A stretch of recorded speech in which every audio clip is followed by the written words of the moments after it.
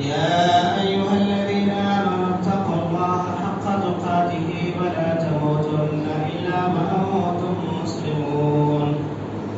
يا أيها الناس اتقوا ربكم الذي خلقكم من نفس واحدة وخلق منها زوجها وبث منهما رجالا كثيرا ونساء واتقوا الله الذي تساءلون به والأرحام إن الله كان عليكم رقيبا.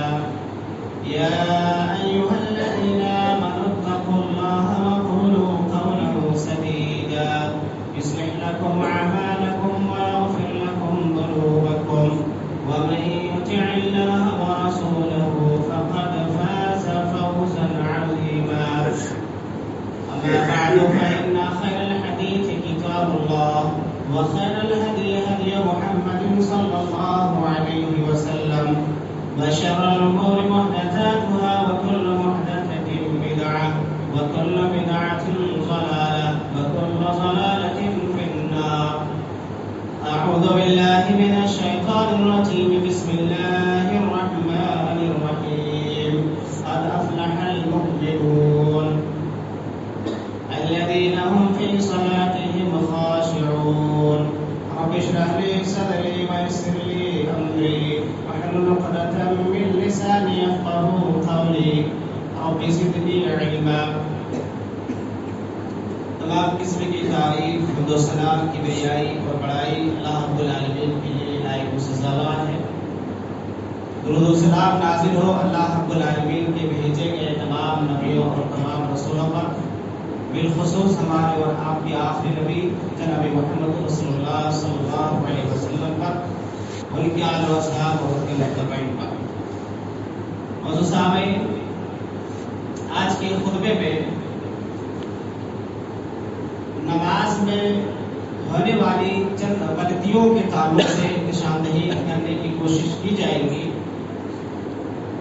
نماز جیسا کہ معلوم ہے اسلام کا ایک بنیادی ارکان میں سے دوسرا رکن ہے.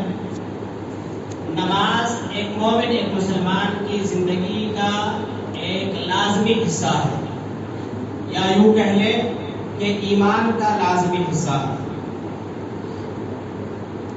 نماز ایک ایسی عبادت ہے، اللہ تبارک و تعالیٰ قیامت کے دن نماز ہی کے بارے میں سب سے پہلا سوال پوچھے گا. اول ما یحاسب به العبد یوم القیامہ الصلاۃ.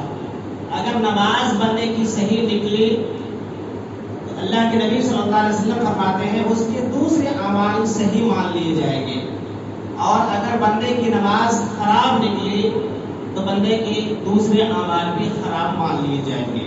لہذا معلوم ہوا کہ قیامت کے دن جو ہمارے درمیان فیصلے اللہ رب العالمین فرمائے گا، اس فیصلے کا معیار یا اس کی بنیاد نماز ہی ہوگی.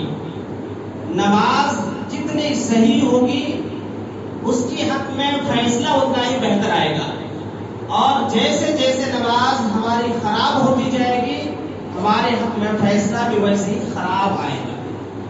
اس لیے نماز صحیح ہونا ہمارے لیے انتہائی ضروری ہے.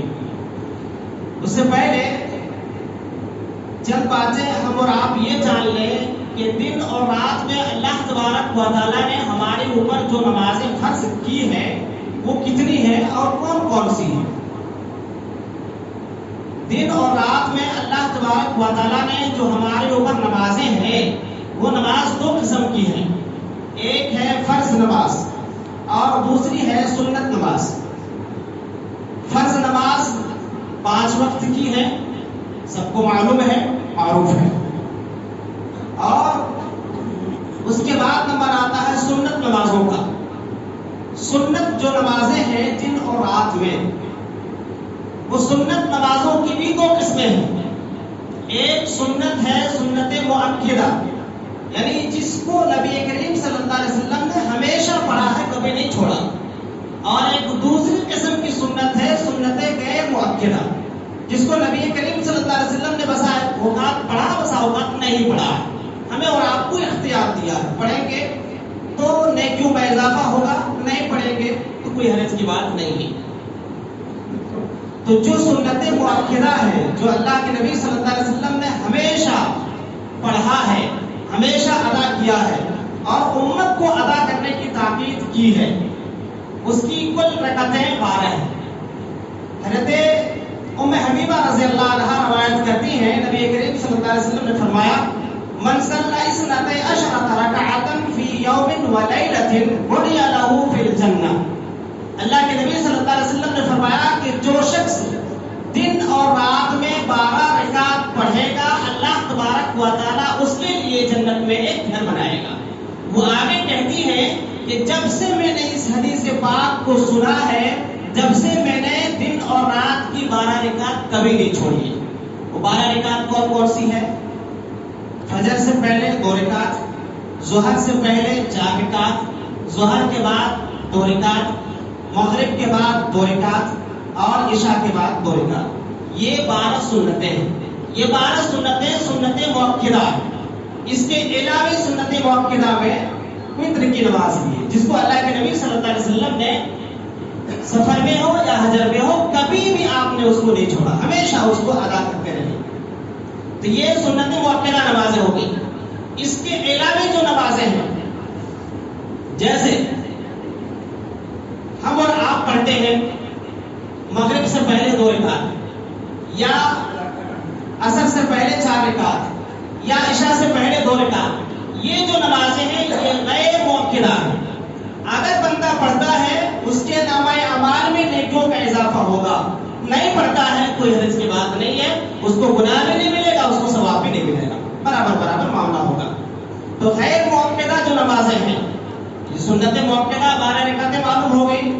سنت غیر مؤکدہ جو نمازیں ہیں وہ کون کون سی ہیں؟ اس میں ظہر کے بعد 4 رکعت بھی ہے۔ ظہر کے بعد کوئی شخص اگر پڑھنا چاہے تو 4 رکعت پڑھ سکتا ہے، جو غیر مؤکد ہے۔ اللہ کے نبی نے کبھی پڑھا کبھی نہیں پڑھا۔ اسی طریقے سے عصر سے پہلے 4 رکعت ہے، کبھی پڑھا کبھی نہیں پڑھا، جو شخص پڑھے گا اس کے لیے اچھی بات ہے۔ مغرب سے پہلے کی 2 رکعت ہے، جو ہم اور آپ پڑھتے ہیں تحیۃ المسجد کے نام سے، وہ ہے۔ اسی طریقے سے عشاء سے پہلے 2 رکعت ہے۔ یہ نمازیں آدمی پڑھتا ہے تو اچھی بات ہے، نہیں پڑھتا ہے کوئی حرج کی بات نہیں ہے۔ اسی طریقے سے ایک نماز ہے جمعہ کے بعد یا جمعہ سے پہلے۔ جمعہ کی نماز 2 رکعت فرض ہے، سب کو معلوم ہے۔ جمعہ کی نماز سے پہلے کی رکعتوں کی تعداد متعین نہیں ہے، آدمی کو جتنی رکعتیں میسر ہیں اتنی رکعتیں پڑھ سکتا ہے۔ کوئی شخص 12 بجے مسجد میں آیا، اب اس کے پاس خطبہ شروع ہونے کے لیے 1 گھنٹہ وقت بچا ہوا ہے، اب وہ 1 گھنٹے تک مسلسل نماز پڑھتا رہے کوئی حرج کی بات نہیں، جتنا وہ پڑھ لے، 2 رکعت 4 رکعت 6 رکعت 10 رکعت 20 رکعت، اس کے لیے سب جائز ہے جمعہ کی نماز سے پہلے۔ البتہ 2 رکعت کم سے کم پڑھنا ضروری ہے اس کے لیے۔ اس کے بعد نمبر آتا ہے جمعہ کے بعد۔ خواتین اس سلسلے میں غور سے سنیں، چونکہ خواتین میں بعض معلوم جہاں تک بات ہوئی کہ وہ مسلسل پڑھتی رہتی ہے، کوئی 6 رکعت کوئی 8 رکعت کوئی 10 رکعت ظہر کے بعد یعنی جمعہ کی نماز کے بعد پڑھتی ہے۔ تو جمعہ کی نماز کے بعد جو رکعتیں پڑھنی ہیں، ساری روایتوں کو ساری حدیثوں کو ملانے کے بعد جو بات سمجھ میں آتی ہے وہ یہ کہ جمعہ کی نماز کے بعد زیادہ سے زیادہ آدمی اگر کوئی پڑھنا چاہے تو وہ 6 رکعت پڑھ سکتا ہے، 6 رکعت 4 رکعت اور 2 رکعت۔ حضرت عبداللہ ابن عمر رضی اللہ عنہ کی مشہور روایت ہے، وہ کہتے ہیں کہ وہ مکہ میں جب رہتے تھے تو نماز جمعہ کے بعد 6 رکعت پڑھتے تھے، 2 رکعت پڑھتے تھے پھر 4 رکعت پڑھتے تھے، اور جب مدینہ میں رہتے تھے تو 4 رکعت پڑھتے تھے۔ تو بہرحال کوئی شخص اگر پڑھنا چاہے تو 6 رکعت پڑھ سکتا ہے، نہیں تو 4 رکعت پڑھ سکتا ہے، اور نہیں تو 2 رکعت بھی پڑھ سکتا ہے۔ لیکن ایک بات یہاں یاد رہے کہ 2 رکعت جمعہ کے بعد اگر کسی شخص کو پڑھنا ہے تو وہ مسجد میں نہ پڑھے بلکہ گھر میں جا کر پڑھے۔ نبی کریم صلی اللہ علیہ وسلم کی سنت یہی ہے کہ اللہ کے نبی صلی اللہ علیہ وسلم جمعہ کے بعد مسجد میں اگر پڑھنا ہوتا 4 پڑھتے، اور اگر مسجد میں کبھی نہیں پڑھتے گھر میں جا کے پڑھتے تھے تو 2 رکعت پر بس کرتے تھے۔ لہذا جمعہ کی نماز کے بعد کی نمازوں کی تعداد زیادہ سے زیادہ 6 رکعت ہے، اور مسجد میں پڑھے تو 4 رکعت ہے، گھر میں جا کے پڑھے تو 2 رکعت ہے۔ اس کے علاوہ کوئی اور نماز جمعہ کے بعد نہیں ہے۔ تو یہ نماز کے رکعتوں کے سلسلے میں چند باتیں آ گئی۔ اس کے علاوہ بھی بہت ساری نمازیں ہیں، جیسے چاشت کی نماز ہے، اشراق کی نماز جس کو ہم بولتے ہیں، یا ضحیٰ کی نماز، اوابین کی نماز، اسی طریقے سے سورج گرہن، چاند گرہن کی نماز ہے، عیدین کی نماز ہے، جنازے کی نماز ہے۔ یہ نمازیں ایسی ہیں کہ انسان کو کبھی کبھی زندگی میں میسر آتی ہے، جیسے عید کی نماز ہے، جنازے کی نماز ہے۔ البتہ اشراق کی نماز یا ضحیٰ کی نماز، اوابین کی نماز، یہ جو صبح میں نماز پڑھی جاتی ہے، اس میں علماء کرام نے جو تطبیق دی ہے وہ یہ کہ آدمی سورج نکلنے کے 15-20 منٹ کے بعد اگر پڑھ لے 2 رکعت، وہی نماز اس کے لیے اشراق کی نماز کہلاتی ہے۔ اور یہی نماز انسان سورج نکلنے کے 1-1.5 گھنٹے کے بعد پڑھے تو یہی نماز اس کے لیے ضحیٰ کی نماز کہلاتی ہے۔ اور یہی نماز فجر کے بعد سے لے کر کے ضحیٰ تک کبھی بھی پڑھے تو اس کے لیے اوابین کی نماز کہلاتی ہے۔ اس نماز کی تعداد کتنی ہے؟ کم سے کم 2 رکعت ہے، زیادہ سے زیادہ 8 رکعت ہے۔ آدمی کم سے کم 2 رکعت پڑھے، زیادہ سے زیادہ 8 رکعت پڑھے۔ کبھی 2 رکعت بھی، کبھی 4 رکعت بھی، کبھی 6 رکعت بھی، کبھی 8 رکعت بھی پڑھ سکتا ہے۔ اور وتر کی نماز جو ایک سنت مؤکدہ ہے، جس کو نبی کریم صلی اللہ علیہ وسلم ہمیشہ پڑھتے رہے ہیں، کبھی آپ نے نہیں چھوڑا ہے۔ یہ نماز، اس کی رکعت کیا ہے سب کو معلوم ہے، 1 رکعت یا پھر 3 رکعت یا پھر 5 رکعت یا پھر 7 رکعت یا پھر 9 رکعت۔ اس میں ایک نماز اور ہے، اگر کوئی شخص پڑھنا چاہے تو بعد نماز عشاء کی 4 رکعت، اگر کوئی شخص پڑھنا چاہے تو 4 رکعت پڑھنے کی روایت بھی ملتی ہے۔ البتہ 2 رکعت اس کے لیے ضروری ہے، یعنی سنت مؤکدہ ہے، اور 4 رکعت جو ہے وہ غیر مؤکدہ ہے۔ پڑھتا ہے تو اچھی بات ہے، نہیں پڑھتا ہے کوئی حرج کی بات نہیں ہے۔ بہرحال یہ نماز کے تعداد اور اس کی رکعتوں کے سلسلے میں معلوم ہو گئی کہ صبح و شام میں جو 5 وقت کی نماز فرض ہے اس کی کل تعداد رکعتوں کی 17 ہے، بقیہ 12 رکعتیں سنت مؤکدہ ہے۔ فجر سے پہلے 2، ظہر سے پہلے 4، ظہر کے بعد 2، مغرب کے بعد 2، عشاء کے بعد 2، یہ 12 رکعتیں ضروری ہیں، نبی کریم صلی اللہ علیہ وسلم ہمیشہ پڑھتے رہے۔ اس کے علاوہ جو سنتیں ہیں، جیسے ظہر کے بعد 4 رکعت، یا مغرب سے پہلے 2 رکعت، یا عصر سے پہلے 4 رکعت، یا عشاء سے پہلے 2 رکعت، یہ جو نمازیں ہیں یہ مستحب ہے، سنت غیر مؤکدہ ہے۔ کوئی شخص پڑھتا ہے انشاءاللہ اس کو ثواب ملے گا، نہیں پڑھتا ہے گناہ بھی نہیں ملے گا۔ اب آئیے چند باتیں جانتے ہیں نماز میں پائے جانے والی غلطیوں کے سلسلے میں۔ نماز، چونکہ ہم سب انسان ہیں، انسان ہونے کے ناطے غلطی کا امکان ہر ایک سے ممکن ہے، لہذا ہر ایک سے غلطیاں ہوتی ہیں۔ وہ غلطیاں کیا ہیں؟ بہت ساری غلطیاں ہیں، موٹے موٹے کچھ غلطیاں ہیں۔ وہ یہ کہ جماعت کے لیے اقامت کہہ دیے جانے کے بعد سنت کو جاری رکھنا۔ صحیح مسلم کی حدیث ہے، نبی کریم صلی اللہ علیہ وسلم نے فرمایا اذا اقیمت الصلاۃ فلا صلاۃ الا المکتوبہ، کہ جب فرض نماز کے لیے اقامت کہہ دی جائے تو کوئی نماز نہیں ہے۔ جو ہی مؤذن نے فرض نماز کے لیے اقامت اللہ اکبر کہہ دی، سنت پڑھنے والا جہاں ہے وہی نماز کو ختم کر دے گا، اس میں کوئی گنجائش نہیں ہے، صریح اور صاف حدیث ہے۔ البتہ بعض علماء نے یہ گنجائش نکالی ہے کہ کوئی شخص اگر تشہد میں بیٹھ گیا ہے اور مؤذن نے اقامت کہہ دی ہے تو اپنی نماز کو پوری کر لے گا، ورنہ دیگر صورتوں میں اس کو نماز توڑنا ضروری ہے۔ دوسری غلطی ہے رفع الیدین کے سلسلے میں۔ رفع الیدین نبی کریم صلی اللہ علیہ وسلم سے 4 جگہ ثابت ہے، تکبیر تحریمہ کے وقت، رکوع میں جاتے وقت، رکوع سے اٹھنے کے بعد، اور تیسری رکعت کے لیے اٹھنے کے بعد۔ یہ 4 جگہوں میں نبی کریم صلی اللہ علیہ وسلم نے رفع الیدین کیا ہے۔ اب رفع الیدین جو کیا آپ صلی اللہ علیہ وسلم نے اور صحابہ نے جس کو بیان کیا وہ یہ کہ نبی کریم صلی اللہ علیہ وسلم رفع یدہ حذو منکبین، اللہ کے نبی صلی اللہ علیہ وسلم اپنے ہاتھوں کو اپنے کندھے کے برابر یا اپنے کان کے لوب کے برابر اٹھاتے تھے۔ ہمارے یہاں یہ کوتاہی یہ ہے کہ کہ ہم رفع الیدین کرنے والے ایسے ہی جھٹک لو، ایسے ہی جھٹک لو، ایسے بھی جھٹک لو، کچھ بھی کر لو، خالی ہاتھوں کو جھٹکنا ہے، تو یہ طریقہ بالکل غیر درست ہے۔ نبی کریم صلی اللہ علیہ وسلم نے ہاتھوں کو اپنے کندھوں کے بھی مقابل یا اپنے کانوں کے لو کے بھی مقابل اٹھایا، آپ کو اتنا اٹھانا ہے یا اتنا اٹھانا ہے، اتنا برابر اٹھانا ہے، خالی ہاتھ جھٹکنے سے کام نہیں چلتا۔ یہ ایک غلطی ہے جو ہمارے اندر پائی جاتی ہے۔ ایک تیسری غلطی ہے سورہ فاتحہ کے سلسلے میں۔ بعض لوگوں کی طرف سے یہ سوال بھی آیا کہ نماز میں جب ہم جماعت کے ساتھ پڑھتے ہیں امام کے پیچھے تو سورہ فاتحہ پڑھنا ہے کہ نہیں پڑھنا ہے؟ تو سورہ فاتحہ کا مسئلہ ایسا ہے، حدیثیں بھری پڑی ہیں کہ نماز آپ تنہا پڑھ رہے ہیں، نماز آپ جماعت کے ساتھ پڑھ رہے ہیں، نماز آپ فرض پڑھ رہے ہیں، نماز آپ سنت مؤکدہ پڑھ رہے ہیں، نماز آپ غیر مؤکدہ پڑھ رہے ہیں، کوئی بھی نماز آپ پڑھ رہے ہیں، ہر نماز کی ہر رکعت میں سورہ فاتحہ ضروری اور واجب ہے۔ یہ نماز کا ایک رکن ہے۔ نبی کریم صلی اللہ علیہ وسلم کی مشہور حدیث ہے، لا صلاۃ لمن لم یقرأ بفاتحۃ الکتاب، جس نے سورہ فاتحہ نہیں پڑھی اس کی نماز ہی نہیں ہوئی۔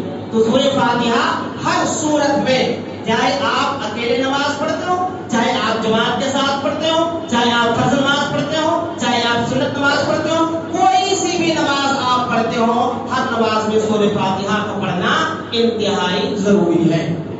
اب سورہ فاتحہ کے سلسلے میں مسئلہ یہ ہے کہ آخر پڑھے گا کب؟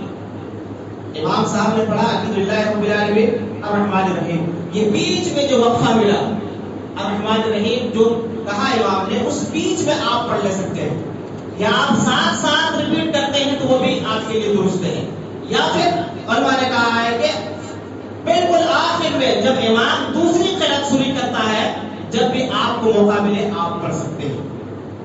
بہرحال سورہ فاتحہ پڑھنا ضروری ہے۔ سورہ فاتحہ کے بعد نمبر آتا ہے آمین کا۔ اس میں ماشاءاللہ ہم بڑے آگے نکلے ہوئے، بہت پہنچے ہوئے۔ امام نے جو ہے کہا غیر المغضوب علیہم الضالین آمین، جتنی زور سے، جتنی قوت ہے جسم میں پوری جھونک دینا، یہ بھی طریقہ درست نہیں ہے۔ طریقہ درست کیا ہے؟ نبی کریم صلی اللہ علیہ وسلم آمین کہتے تھے اتنی زور سے کہ آپ کے پیچھے والے سن لیں، اتنی زور سے کہ آپ اتنی زور سے آمین کہیں کہ آپ کے بازو والے سن لیں کہ ہاں بندے نے آمین کہا ہے۔ اب اس کو بہت زور سے چلانے کی ضرورت نہیں ہے۔ اور اس سلسلے میں جو نبی کریم صلی اللہ علیہ وسلم کا طریقہ ہے وہ یہ، کان رسول اللہ صلی اللہ علیہ وسلم اذا قرأ غیر المغضوب علیہم ولا الضالین قال آمین، نبی کریم جب ولا الضالین کہتے تھے پھر آمین کہتے تھے، پھر صحابہ اکرام سن کے کہتے تھے۔ تو جو ہی آمین ولا الضالین امام نے کہا فوراً مقتدی آمین نہ کہیں، انتظار کریں امام کب کہہ رہا ہے، کیونکہ یہاں پر ایک بڑا نقصان ہو سکتا ہے امام سے سبقت کرنے کا، یعنی امام سے آگے اگر آپ نکل جائیں گے ہو سکتا ہے آپ کی نماز بھی باطل ہو جائے، لہذا اس کا بھی خاص خیال کرنا چاہیے کہ جب امام آمین کہے، جب مقتدی آمین کہے۔ اسی طریقے سے پانچویں غلطی ہے نماز میں ادھر ادھر دیکھنا۔ چھٹی غلطی ہے نماز میں غیر ضروری حرکت کرنا، کبھی داڑھیوں کو سنبھال لے رہے ہیں، کبھی ٹوپیاں کھول لے رہے ہیں، کبھی کپڑے کو جھٹک لے رہے ہیں، کبھی کچھ کر لے رہے ہیں، کبھی کچھ کر لے رہے ہیں۔ یہ غیر ضروری جو حرکت ہے، ان تمام چیزوں سے نماز کو دور رکھا جائے۔ اللہ تبارک و تعالیٰ نے فرمایا قد افلح المؤمنون، وہ مومن کامیاب ہوئے، الذین هم فی صلاتهم خاشعون، جو نماز میں خشوع و خضوع اختیار کرتے ہیں۔ آپ نماز میں ہیں، سورہ فاتحہ پڑھ رہے ہیں، آپ جو داڑھی میں انگلیوں پھیر رہے ہیں، آپ نماز میں ہیں، آپ کپڑے کو جھٹک رہے ہیں، آپ بالوں کو سنوار رہے ہیں، پتہ چلتا ہے کہ آپ کی نماز میں خشوع نہیں ہے، آپ کی نماز میں تواضع نہیں ہے۔ لہذا یہ غیر ضروری حرکات اور غیر ضروری کاموں سے نماز کو محفوظ رکھا جائے۔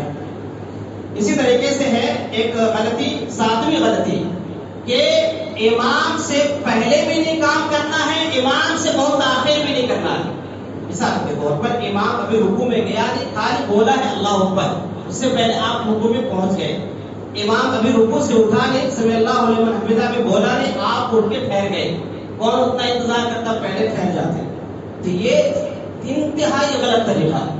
اسی طریقے سے تاخیر کرنا، تاخیر کا مطلب یہ ہے کہ امام سمع اللہ لمن حمدہ کہتے ہوئے جو ہی اٹھا، آپ کو ساتھ ہی ساتھ اٹھنا ہے، پہلے نہیں اٹھنا، بہت دیر بھی نہیں کرنا، کہ امام نے ربنا لک الحمد پڑھ کے پھر اللہ اکبر کہتے ہوئے سجدے کی تیاری کر لی ہے، جب آپ رکوع سے اٹھ گئے، سجدے میں آدمی امام سجدے سے اٹھ گیا ہے، دوسرے سجدے کی تیاری ہے اور آپ ابھی سجدے میں ہیں، اتنا تاخیر آپ اتنا دیر لگا رہے ہیں، یہ بھی درست نہیں ہے، اس سے بھی نماز آپ کی ضائع ہو سکتی ہے۔ نماز میں نہ تو امام سے آگے جا سکتے ہیں نہ امام سے بالکل پیچھے رہ سکتے ہیں، بالکل امام کے ساتھ ساتھ ہی آپ کو چلنا ہے۔ امام جو ہی رکوع سے اٹھے گا آپ کو اٹھنا ہے، امام جو ہی سجدے سے اٹھے گا آپ کو اٹھنا ہے، آپ اس میں تاخیر کرنا درست نہیں ہے۔ اسی طریقے سے ایک 8ویں غلطی ہے تشہد میں شہادت کی انگلی کو حرکت نہ کرنا۔ بعض لوگ کرتے ہیں بعض لوگ نہیں کرتے ہیں، تو شہادت کی انگلی کو جو ہے اتحیات ہم شروع کریں گے، اتحیات للہ صلوات، جو ہی شروع کریں گے جبھی سے اپنی انگلیوں کو حرکت ہم شروع کریں گے جب تک سلام نہیں پھیریں گے، جب تک۔